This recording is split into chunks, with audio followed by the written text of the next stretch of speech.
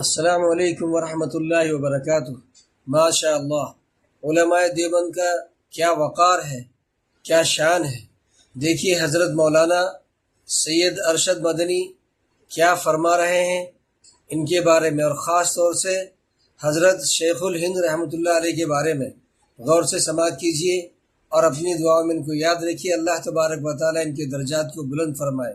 حضرت شیخ الہند رحمۃ اللہ علیہ، ان کی عظمت کے سامنے بڑے بڑے علماء کے سر جھکے ہوئے ہیں۔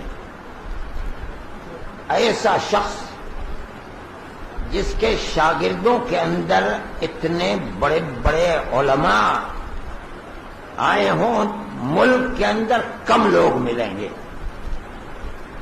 ان کے سامنے زانوئے تلمس طے کرنے والے کہاں سے کہاں پہنچ گئے۔ اگر انور شاہ کشمیری بنے تو حضرت شیخ الہند رحمۃ اللہ علیہ سے کسب فیض کر کے بنے، زانوئے تلمس طے کر کے بنے۔ اگر حضرت تھانوی مجدد ملت بنے تو حضرت شیخ الہند رحمۃ اللہ علیہ کے شاگرد رشید بن کے ملے۔ اگر مفتی کفایت اللہ جیسا شخص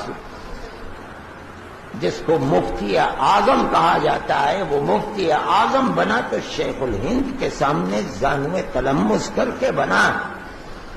اگر حضرت مدنی شیخ الاسلام بنے تو حضرت شیخ الہند رحمۃ اللہ علیہ کے گھر کی گندی نالیاں اپنے ہاتھ سے صاف کر کے بنے۔